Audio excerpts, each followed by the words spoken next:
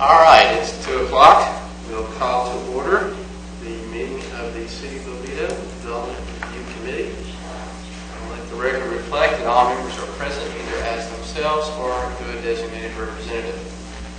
Our first item of business is the approval of the minutes from the February 7th, 2013 meeting. Entertain a motion. Do we have a second?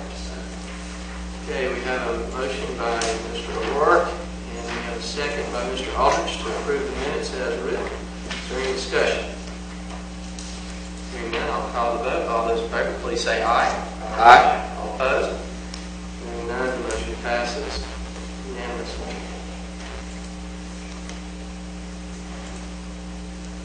All right, next item of business is ordinance number 1564. It's a comprehensive plan amendment, and the applicant is the Maitland Fruit Company, Inc.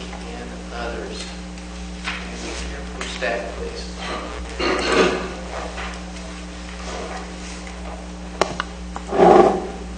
Thank you, Mr. Chairman.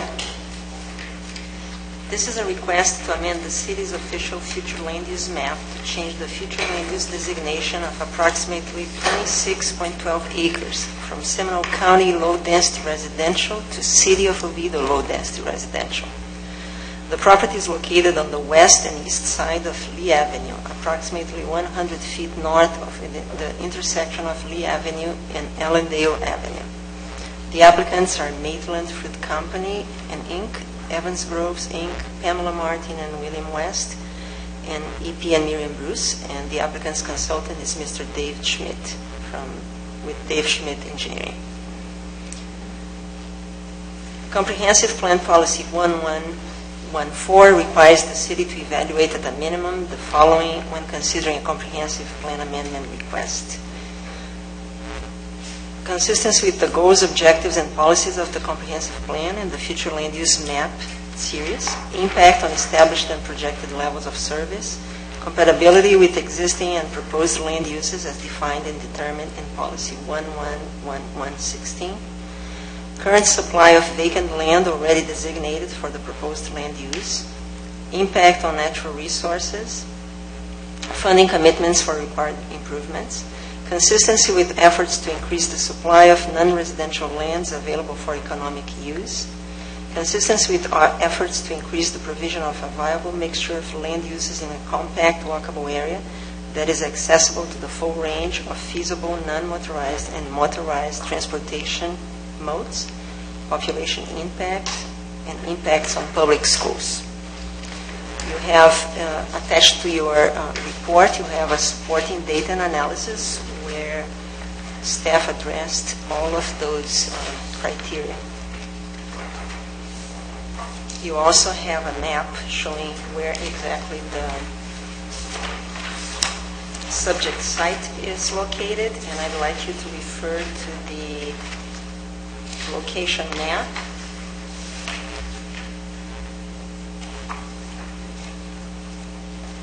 Which is the first exhibit of the report. So you can see the map shows five existing parcels. These parcels, 2 of them were annexed to the city on December 3rd, 2012. These 2 parcels, they comprise 18.91 acres, and then you have the 3 other parcels that comprise 7.21 acres. And they were just annexed to the city on March 18th, 2013. The existing future land use is low-density residential county, which has a density of 4 dwelling units per acre, and the applicant is requesting to change to City of Oviedo low-density residential, which has a 3.5 standard dwelling units per acre, the density. So the subject property will be combined with other parcels to the west of Lee Avenue, already designated with the city's low-density residential future land use designation, to create an 83-lot single-family residential subdivision.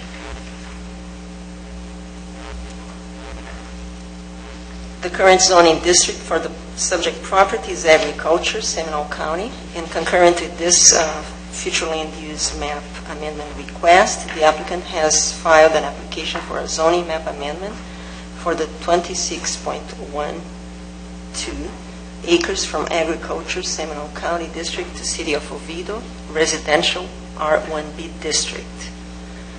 Along with that request, the applicant is also requesting to change the zoning of the parcels that are within the city, and we'll talk about that when we talk about the zoning map amendment, which is the next item. You also have a map here with the existing zoning map and the proposed zoning map, where you can find what are these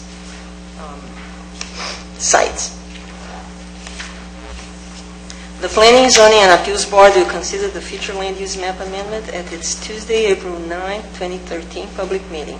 The City Council will conduct a transmittal public hearing on the subject future land use map amendment on Monday, May 6, 2013. This will configure a large comp plan amendment. It has to be sent after this first transmittal reading. It will be sent to the Department of Economic Opportunity for their evaluation. And they have to send us in 30 days they have to send us their evaluation. And then we can proceed with the public hearings for the comprehensive plan amendment. And all the others, because they will be contingent to the comprehensive plan amendment. So it is recommended that DRC recommend adoption of ordinance number 1564. So this concludes my presentation, and I'm available for questions. Thank you. Do you have any questions for the staff? No question. I probably should know this. What's R1B? Residential. Size of lots, etc. It's One thing. One thing period. we have that in our zoning map amendment package. So, but I can tell you now. We have a table in the next item.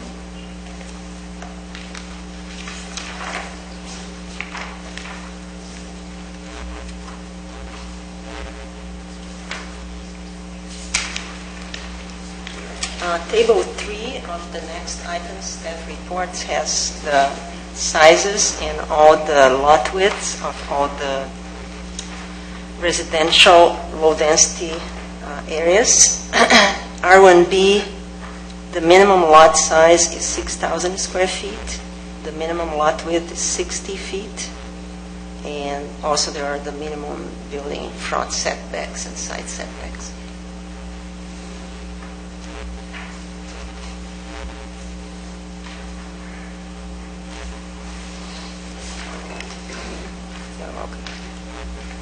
Any other questions?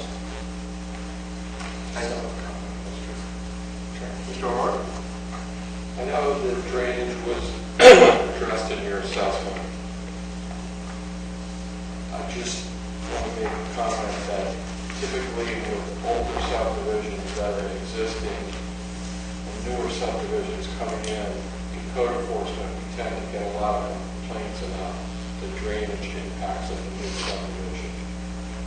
I know that engineering will address that throughout the build-out, right, Sophie? But, gosh, I don't know these calls. Very sandy soil. Okay. If I may. Mr. O'Rourke's referring to is more often than not, because of the St. John's rules, county rules, and the city rules regarding St. John's rules regarding drainage, county rules regarding septic tanks, and city rules regarding how to build a street.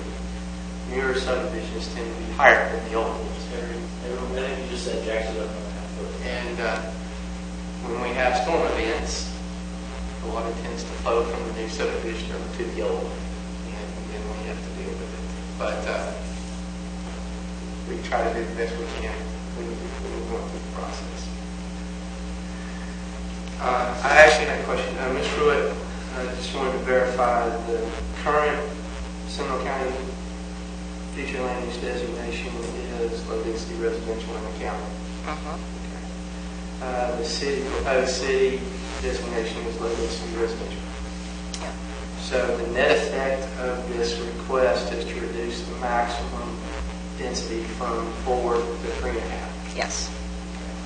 And this also just constitutes, since we're going like, constitutes a change of jurisdiction, pretty much. Is that Yeah. correct? Yes, it's correct. And we have in the report, you have a table that shows, and also throughout the text, what would be the reduction in all the, in our level of service standards.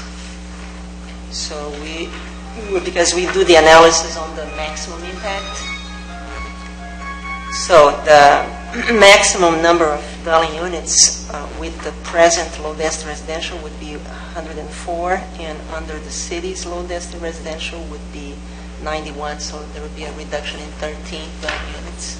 And of course, that along with that, a reduction in the need for recreation, solid waste, potable water, sanitary sewer, and all the other services, as well as transportation. Any other questions? Yeah, thank you. Statements? Dave Schmidt Engineering, 3873 Avalon Park Boulevard, Orlando 32828, and we agree with staff's recommendation. Thank you.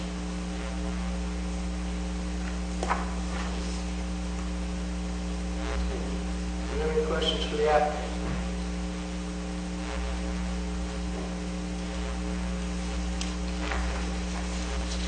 Hearing none, I'll entertain a motion. Fortunate, that's this, our duty is to make a recommendation. We are not the final approving body. If you wish to make a motion, we'll need to start with to make a motion to recommend. Mr. Chairman, Yes, Mr. White. I'd like to recommend, or make a motion to recommend approval of ordinance number 1564. Okay, we have a motion by Mr. White, second by Mr. O'Rourke, to recommend adoption of ordinance number 1564. Is there any discussion? Hearing none, call the vote. All those in favor, please say aye. Aye. All opposed? Hearing none, motion passes unanimously.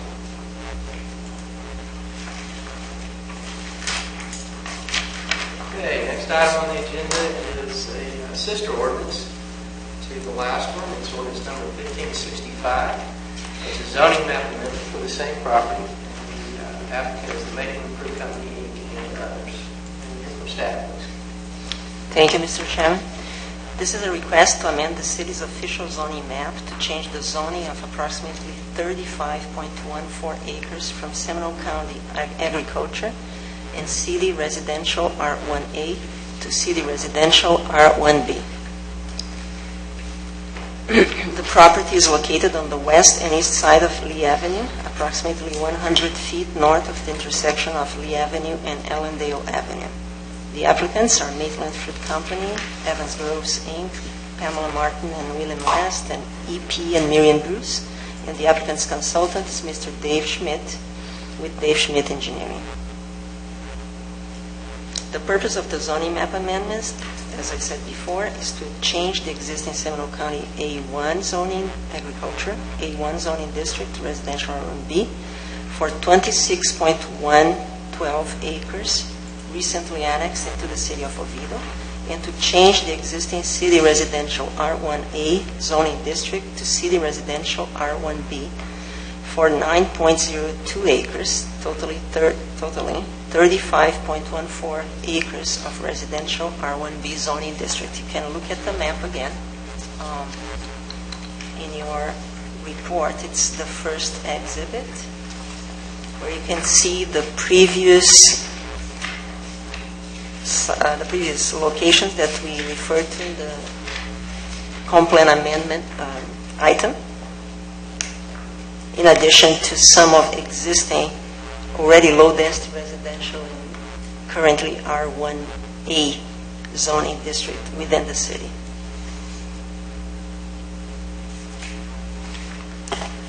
The Planning, Zoning, and Appeals Board will consider the zoning map amendment at its Tuesday, April 9, 2013 public meeting, and the City Council will conduct a public hearing on the subject zoning map amendment on Monday, May 6, 2013.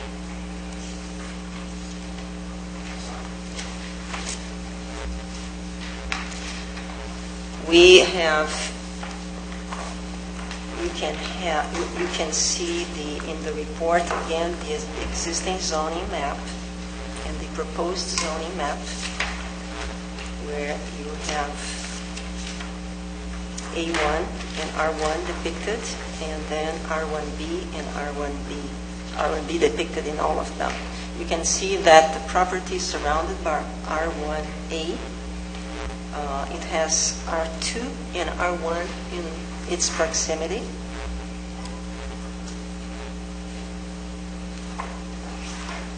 And the size of the lots on the south of the existing of this property, which is called the Allendale Drive. I have here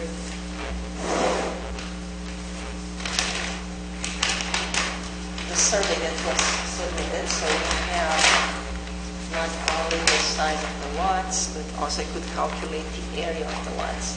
On the south side, the lots are on average 50 feet by 130 feet, which equals 6,500 square feet. And on the east, which are directly adjacent to the property, they are 90 by 110, which totals an area of, on average, 9,900 square feet. The applicant has already submitted a preliminary subdivision plan where he shows the subdivision with a total of 83 lots. These plans are being now reviewed, and the 83 lots are under the maximum density, which is 3.5 units per acre. And the lots are, on average, 70 by 147.5, which gives us an area, on average, of 10,325 square feet.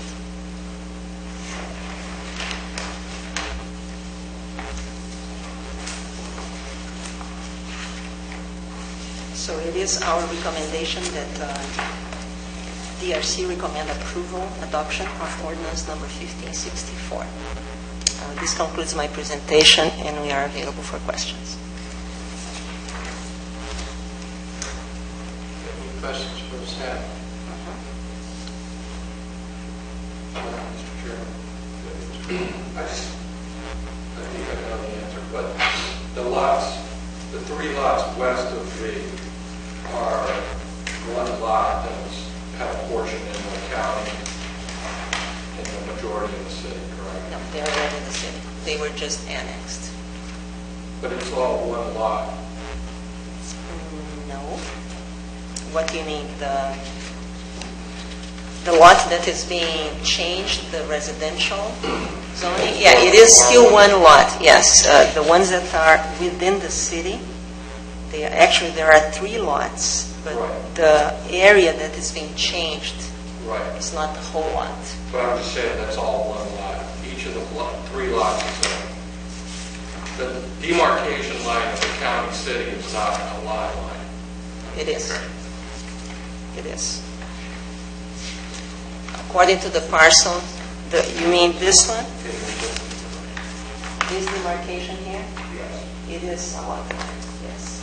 Because it was before one in the city, and they were, the ones to the right, they were in the Seminole County. The ones to the left were in the city, so they could not be in the same jurisdiction. But they are per the property appraiser. They are separate lots. So they Yeah. have their own individual tax ID? Yes. Yeah. Now, what's happening is that the other 3 lots that are already in the city, here, these 3, okay, they are not all of them, not the total area of each one of them is being changed. Just if you go to the future zoning map, proposed zoning map amendment, you go to that, you see that the hatched area here, this is the part of those 3 lots that are being, the parts that are being changed from R1A to R1B. So it's still one parcel.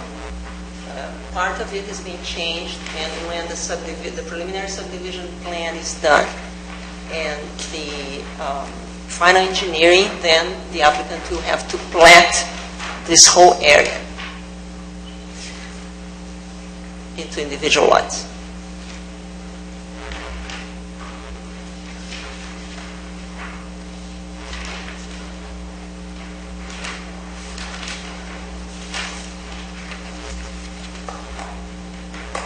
The number of the parcel ID numbers are listed in the table here too, so you can see that there are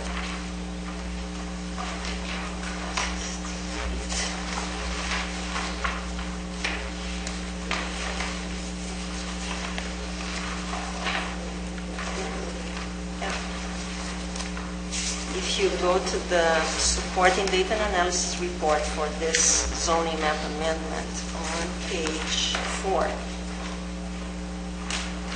you have a table that lists all the parcel ID numbers, their size, the existing zoning, and the proposed zoning.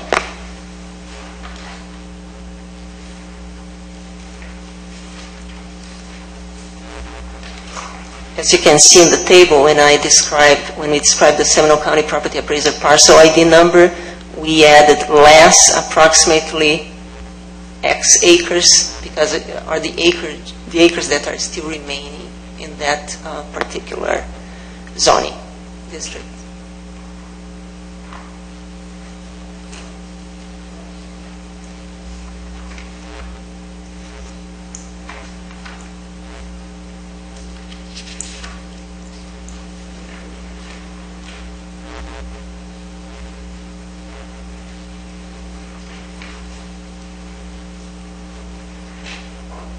Any other questions from the staff?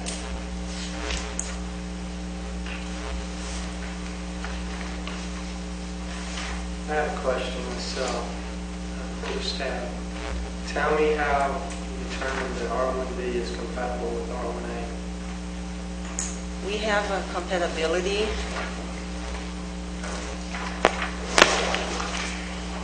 There are various policies in the comp plan that support this change of future land use, and I'd like to point this out.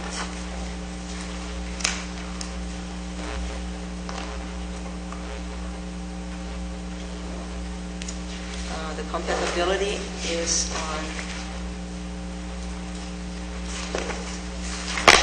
policy 11116. We have a scale of 1 to 5. And 1 is identical to pre-existing land uses or totally compatible, which is not the case. And 2 is basically compatible with the pre-existing adjacent land use, with the note that traffic from higher intensity uses should be directed away from lower intensity uses. Building elements and scale should be consistent with surrounding development. The other policy that supports this is policy 1155, which is also compatibility. The title of the policy is compatibility with surrounding land uses. I will not read the whole paragraph, but at the end it says that the policy will be determined based on available public facilities and services, impacts on natural resources, compatibility with surrounding zoning and uses, and promotion of a diversified citywide housing stock. So having different housing lots, sizes of lots, supports this policy.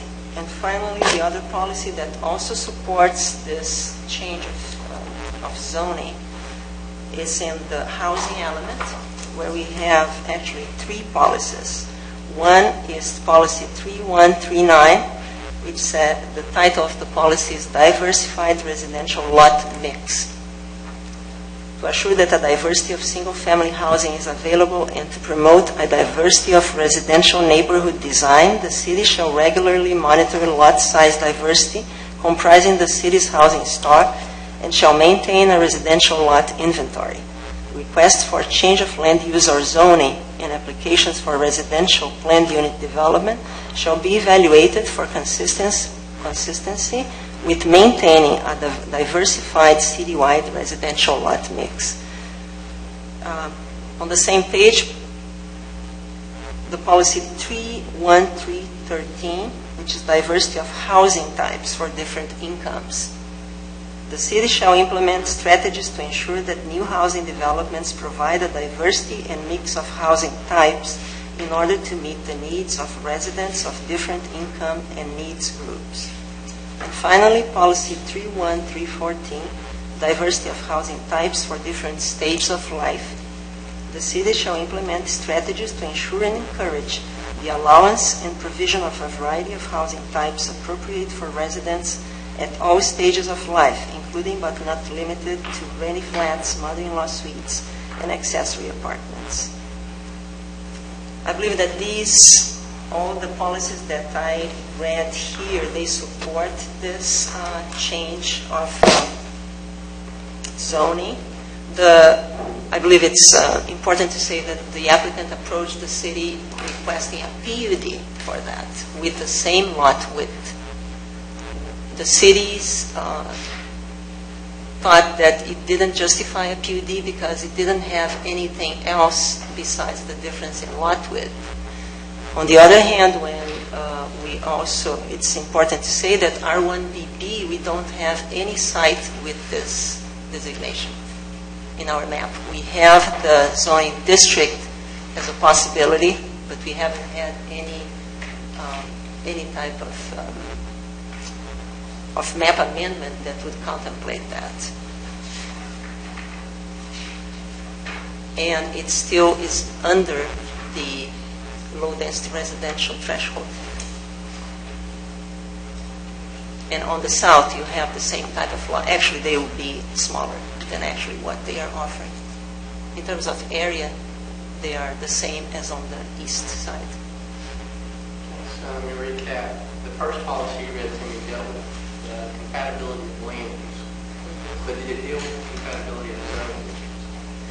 We don't have any policy saying that they have to be compatible with zoning. That's why we use the comprehensive plan criteria to analyze zoning. Okay. And I agree with you as far as the housing policies, the first city housing. The situation that I'm looking at is, at least when I reviewed this, I've got established neighborhoods with R1A zoning that have the larger lots of R1A zoning. Yes, I do have one neighborhood with R1A zoning that has non-conforming lots all around this property. And I'm being asked to justify a zoning district that provides a minimum lot size that is quite a bit less than the zonings that surround these properties on all four sides. I'm not talking about lots. I'm not talking about the lots that's been platted. We've already addressed the land use. It's LDR to LDR. I understand that. And I understand the LDR puts a cap on the number of homes they can have. I know that as well. They can't exceed 104. We know that. But when we look at how this is structured, we have R1A on three sides, and we have A1 to the north, which is county A, which is 1 acre lots. And so we're being asked to make a recommendation to take the A1 property that's currently A1, and reduce that to 6,000 square foot lots. And we're being asked to take property in an established neighborhood that I know is currently in Orangeburg, that we're asking that it's currently R1A already, to reduce down to R1B, which once again, and it's not that, unfortunately at this level, your subdivision plan can't come into play. we have to look at it based on zoning versus zoning. That's what we have to look at. That's why we thought PUD, because 60 foot is too small. Right. So we thought 70, And and a lot of I, regular lots that get bigger than 70. right, and if you brought R1, which would probably be more compatible with the R1A, you would have to request a deviation to the lot width to get down to 70. That's why I would say 60. I understand your dilemma, I really do. I get it, and that's why I asked you, how does R1B fit in this area? I looked at the land uses, the permissible land uses, and that's fine. When you're looking at zoning and you're looking, okay, is the zoning, is the land uses within this zoning, do they work with the rest of the area? Is there land use in this zoning that we wouldn't want to allow? But all the ones that we would think about require special exception, which would be a public hearing. So that's neither here nor there. But pretty much as far as the uses go, the zonings are identical. But then it all comes down to that we're being asked to make a recommendation to change some parcels that are already zoned R1A down to R1B. And we're asked to- My Well, the thing is that we can recommend anything within the LDR. Okay, so that would basically, anything on this chart can be recommended. But that's why I was asking, I'm just concerned that we're basing our zoning. We have to look at the zoning as though they're out here. You know? If you had a homogeneous mass of R1A, you actually require them to put it. But I understand the dilemma that they're in, that they've got a housing product that meets our housing element policies, but we don't have a lot size that fits them because we're either below them or above them. You know. Mr. Chairman, if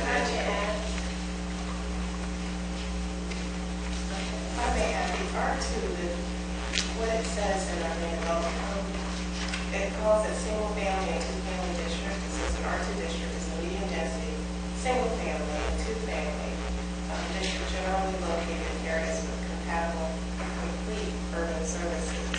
So it's still considered a single family. R2 is not on that list that we have given you, but they would still not be able to develop more than 3.5 dwelling units per acre.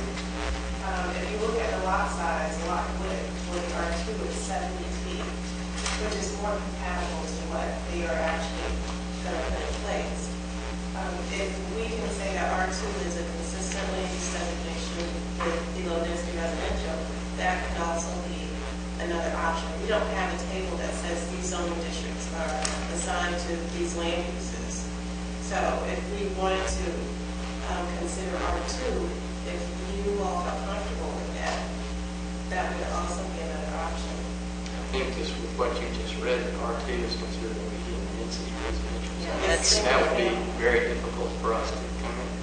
But, Mr. White, you had a question? Well, I was just curious, you mentioned that it could have been approached as a PUD. What would that have looked like? Well, a PUD, there are a lot various requirements for a PUD. It has to be an innovative design. Usually it involves mixed use at certain extent. So what we were presented with, we didn't think that it justified a PUD just for the lot width of it. Now, I want also to say that some of our PUDs have actually lots that are 50, that are less than that, with lots that are a little bit more. So, and they are close to low-density residential and bigger lots. So I think that this move of the city in terms of giving the opportunity of developing smaller lots, maintaining the density, which is the density that counts. It's the density that will determine the services, the amount of services that we need. So that is in tandem with our comprehensive plan and the way that we are going in terms of a little bit more dense neighborhoods with pedestrian-oriented features. So I don't think that didn't think is the planning, in the light of all that we have been discussing, it has already been approved through our comprehensive plan, that would be something that would be incompatible because we maintain the low density residential. It's the size of the lot that it's different. And I thought the lots on Allendale were 50-foot lots. That might be incorrect, but Yeah, they are they are 50 foot. Yeah. In terms of the lot sizes, this development will have larger lot sizes than the property south, which is on Allendale. So it is compatible to that area. It's also compatible to the subdivision, which is to the east of it as well. Those lot sizes are a little bigger than what they're proposing, but it's still compatible. It's just that the question is not so much the lot sizes as it is the title of the zoning district that's there. Is from what I can gather the chairman is discussing. I'm discussing zoning districts, the compatibility of two zoning districts is what I'm discussing. What's the question that I brought up? Did you discuss the opportunity for deviations with the applicants? We did. The entire subdivision would need to be deviated, so they would have to do a development agreement. Well, I'm doing some calculating here, and I've been looking at the difference between R1A and R1, and R1A and R1B, and R1 and R1B, and I mean, just taking like with the, let's just take lot width, okay? If we, and I know you're not going to run 6,000 square feet, I mean 60-foot lots, but just doing it just for exercise. I came up with a 29% deviation, which would not require development. And knowing You would that do a deviation on each lot. I would do it, if you're going to do a site development order for a subdivision that has to come before the city council anyway, why not zone it with an appropriate zoning, but then pursue the deviations on the lot sizes?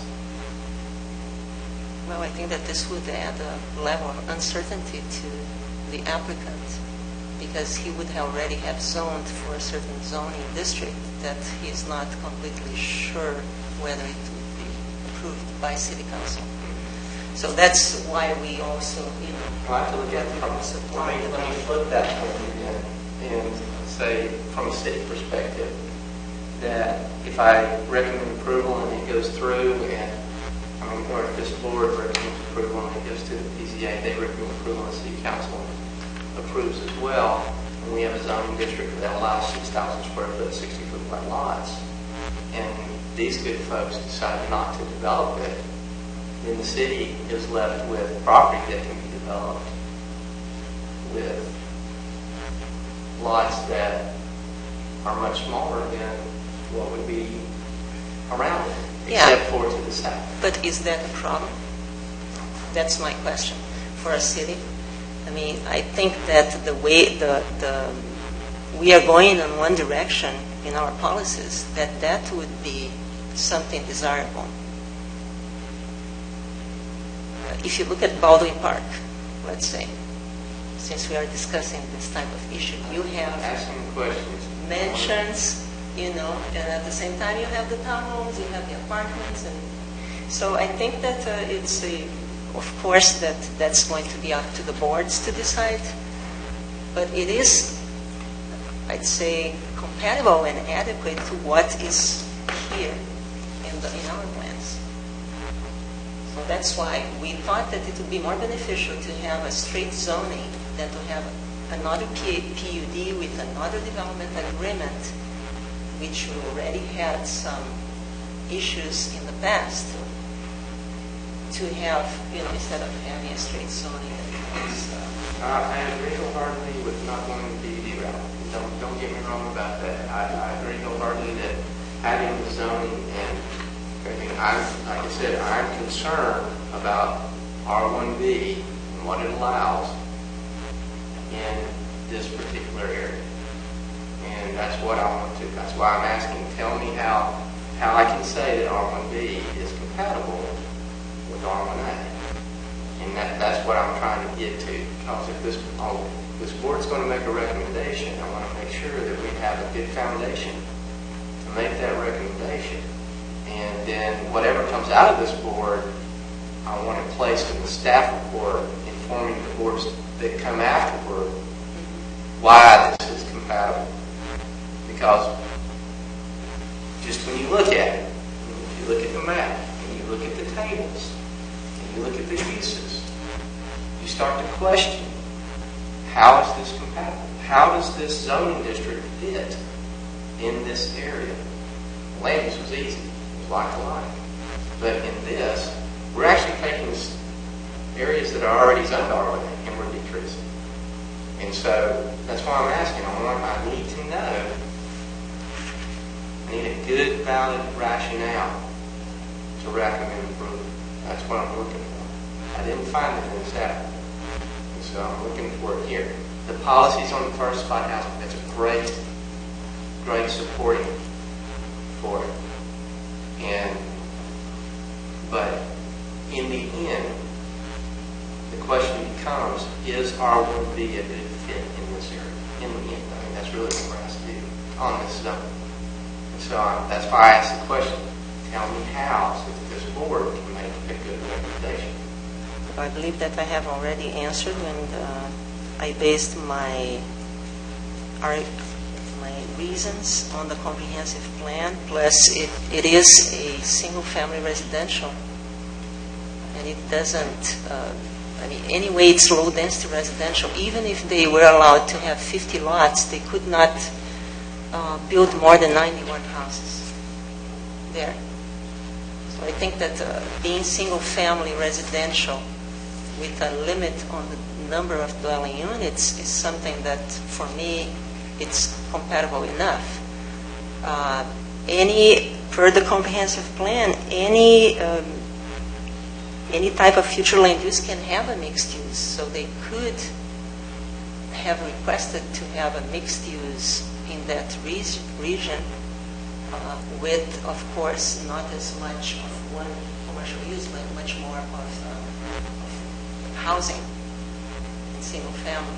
So I believe that it is compatible the way that it is being presented.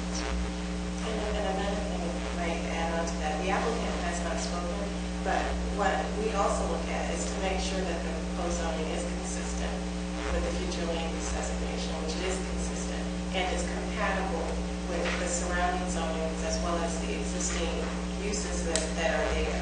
And the proposed zoning is consistent with the existing uses, is consistent with the lot sizes that are existing. If the lot sizes on all four sides surrounding it were of a nature that it was just 10,800 or higher, then the proposed zoning would not be compatible. But because you do have a subdivision, an existing subdivision that is smaller than what is being requested, we do consider it to be compatible. The applicant has not spoken yet, so I'm not sure if they want to add more to the conversation or not. Do you have any questions for the staff? Brian, is your concern the same as ours, or that gives a different explanation needs to be in this material as it makes its way through? I think there needs to be more information provided. I gave council that as we go down the line, it's going to get harder. Right? And, so I'm just trying to make sure that, one, I want to make sure that whatever recommendation we make, is mitigatable. Because we're going to set the table. Right. And so, but the other thing is that I believe that one of the reasons why the question is to get out this additional information, because I think that information is going to be necessary when they go to PCA, and when they go, and especially when they go to the city council. Yeah, until it was explained the way it's written in the comp plan, I think I struggled a little bit with the same issue. But I think there's enough language here to support what's being proposed here. I was just wondering, was there a different way to get at this beast? But it sounds like the PUD would have been more complicated and probably more problematic At the dollar, I don't think that people is the right option. I don't think going down the right path, going with the standard zoning, going through the subdivision process, I think is the best route to go. Yeah. The question is, like I said, they're 20 years, and so do we assign them lower, let them meet it, or do we assign them above it, and then let them ask for deviations? That's a big question. And so, Mr. Arnold, do you have a question? I'm curious, what are the lot sizes south of the property along Allendale? Do you know what they are? Well, it's 50 by 120. 50 by 120 are the lot sizes I have. Yeah, that's And what I then what are measured the- here. What are the lot sizes to the east on Ridge? 90 by 110. In terms of area, this area here is the areas of the smaller lots, 6,500, around that. The area of the lots right adjacent to the east, they are 9,900. And again, the lots that they are proposing, but this is not guaranteed because, like Mr. Cobb said, this is a zoning, so it has a minimum that can be applied, are actually even bigger than the ones on the east. When they are proposing 70 by 104.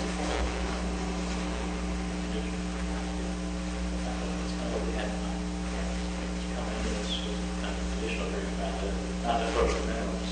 Like you said, with drainage and open space, the most we ever did was 90 and 50-foot lots. So we kind Yeah. of- But his question is different. He needs to defend his decision later on just from a pure zoning perspective. So, headlines being looked at these days is still a little difficult.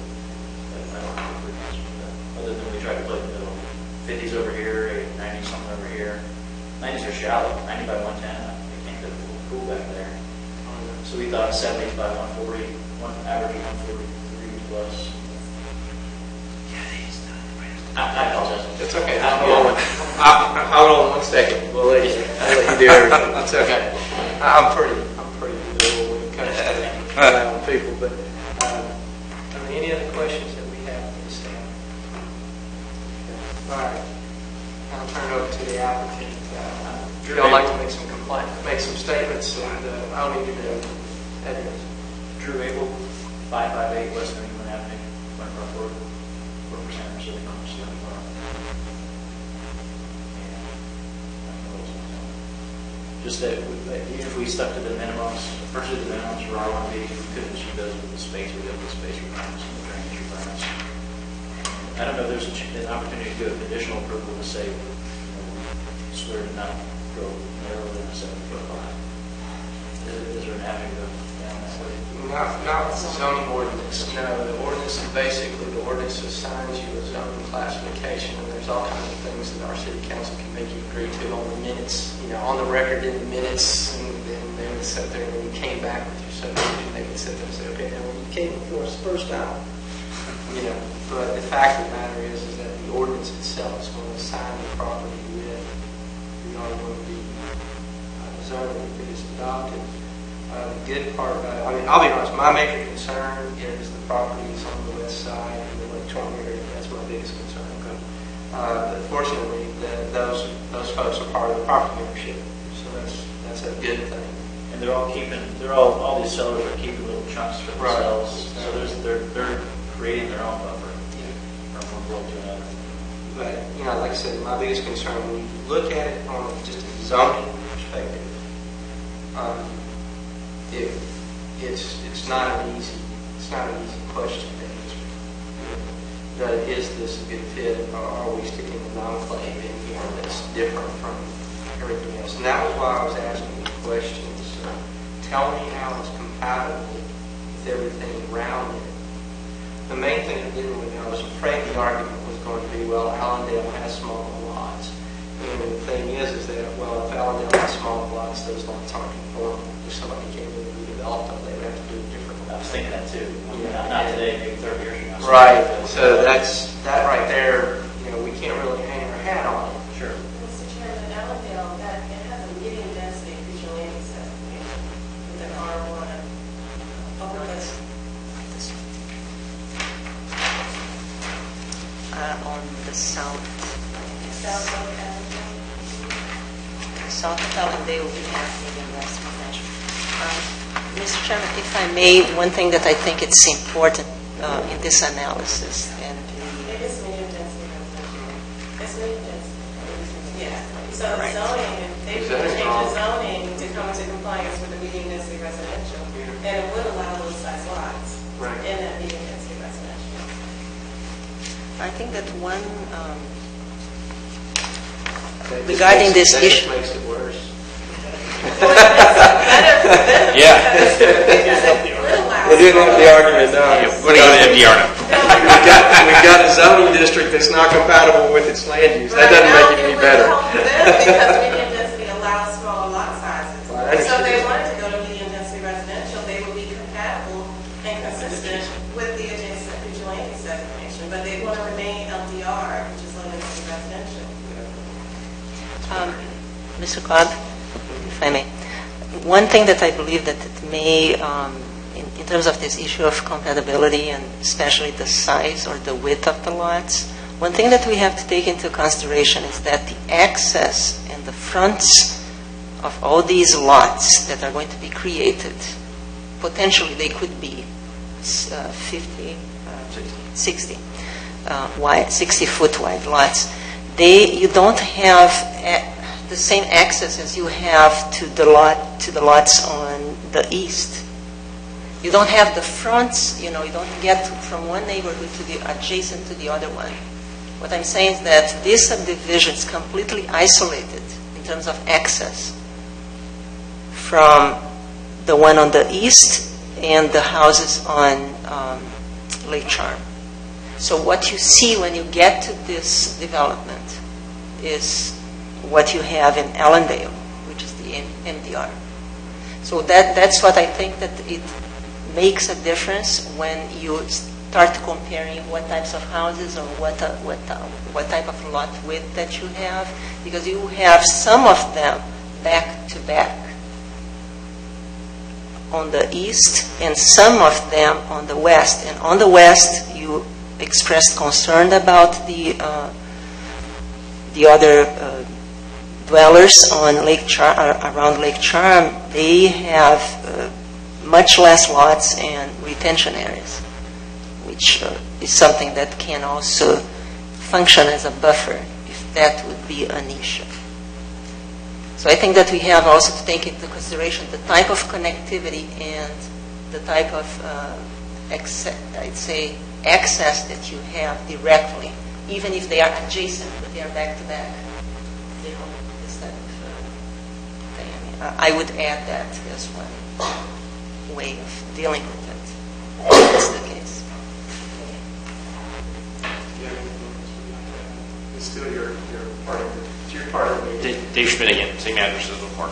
I just want to thank staff. They worked very diligently with us. I appreciate your diligent comments today, but they worked really hard with getting us hopefully down the right path that makes sense for the city as well as works for our client. Any other questions? If I understand, Mr. Chairman, what we're doing is approving the R1B zoning, which has less requirements, but the applicant is going to go to a higher standard, so to speak. They're not going to be building at the 6,000 square foot lot, 66 line.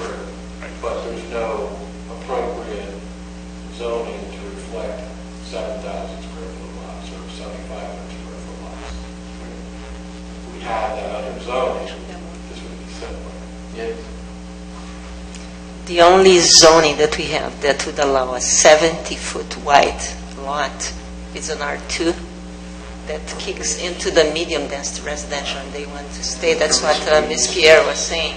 I mean, they are willing to stay with the low density residential. Recommend denial. We'll put a ground fence where all. Make it fit, yeah. But, yeah. No, it's not a round peg into a square hole. It's a round peg into a bigger round peg. It fits. It's just that the lot sizes are smaller. Big around that or big around. a planner to correct this geometry. This is unusual. There's no question about it. It's a little unusual. I had the same thoughts as it made its way through the pathway. It's going to prompt some questions, perhaps mostly at the city council level. I think I understand what you're doing. I think PZA would probably scrutinize it quite a bit as well. You know, that's why I was saying that the reason I asked these questions was because I didn't get it when I read the report. And so I wanted to make sure that, one, we got it out on record in our meeting because those who come after us did listen to our tapes. And, but the other thing was that I needed all of us to hear that, yes, the pros of this is that it's consistent with the recommended future land use district. That's a good thing. Another good thing is that it does promote the diversity of the housing stock in this area. That's another good thing. That's consistent with our comprehensive plan. Never questioned the consistency with the comprehensive plan. My concern was I've got an area that's surrounded. It's R1A zoning. My concern was zoning, and looking at the lot sizes, looking at the permissible uses, zoning. That's why I had to ask the question. Tell me how this is compatible, because I know it's not the same. And I knew from talking with staff that the proposed development was going to exceed the zoning district, but I can't go with that at this time. Yes, Mr. Morgan. Is there specific language to reflect, simple language to reflect what you just said that we can put in our recommendation? Actually, no. When you're dealing with the zoning ordinance, you either recommend the adoption of the ordinance or you recommend adoption of a different zoning district. Now, you can go less intensive, which what I mean by less intensive, you can recommend an R1A, R1 Delta, AAA, RC.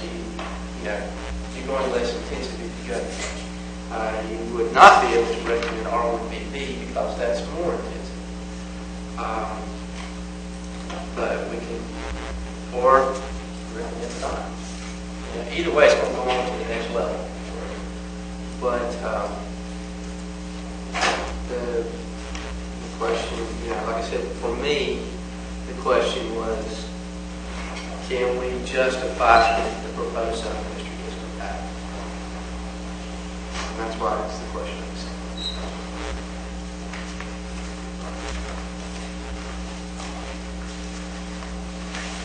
Did you recommend any of the ones that So, Jim, these 2 points that I cleaned out of what you read was diversity of lot size and availability of housing stock. Right now, you have neither in Missouri. Yeah, There's it's no lots, and they're all homogeneous and harmonious. well, pretty much it's more diversity of the housing stock than the diversity of the lot sizes. So I spent a couple jurisdictions over, I'm being forced to do 32-foot lots, and they don't want. And then I got the on the parking lot to do townhomes, but I was laying there. We thought subdivision would just be perfect. Sure. But I understand. big size, home, 3-car garages. And it was a different conversation, but I'll just give you some background how we got to this R1B plan. And that's, you know, that's part of it. You know, just like I said, we're dealing on the zoning level. That's the level we're on. We've got to be able to set the table so you can go to that next level. You know, through the PSB. So that's why when certain folks look at it, those who are outside of this forum, when they come in, citizens that come in and look at it, they're going to look at the map and they're going to look at the table and they're going to ask why. You know, so I wanted to make sure that we understood why, so that we could make good recommendations. All right. Is there any other discussion? I'll entertain a motion. Mr. Chairman, I will recommend adoption of ordinance number 1565. We have a motion by Mr. White. Do we have a second? Second. Okay, we have a second from Mr. Aldrich. Do we have any discussion? Mr. Chairman, as part of the motion, you want to add a rationale for your approval? I don't think we have to recommend adoption. I know, but I wasn't sure if you want to add any of what you want discussed with your motion. I thought about that before making the motion, but I think we would just convolute it or make it perhaps ineligible for others. I think the audio transcripts and everything else is sufficient. I would suggest with the next layer of materials that you put a little more emphasis on the content. I agree. I think you need to go into more detail on your On the report. justifications. That's for your fine. recommendation. Strongly. Do we have any other discussion on this motion? Hearing none, I'll call a vote. All those in favor, please say aye. Aye. All opposed? Hearing none, motion passes unanimously. Thank you. Okay. We have no discussion items. And our future meeting dates are Thursday, March 28th, Thursday, April 4th, and Thursday, April the 11th. All at 2 p.m. in this chambers. I need to let everyone know that on the 11th, there is a very strong possibility that I will not be here. Just in case if we do have an agenda, I probably won't be here on the 11th because I'll miss that afterward. And with that, it is, I'll say it's 3 o'clock.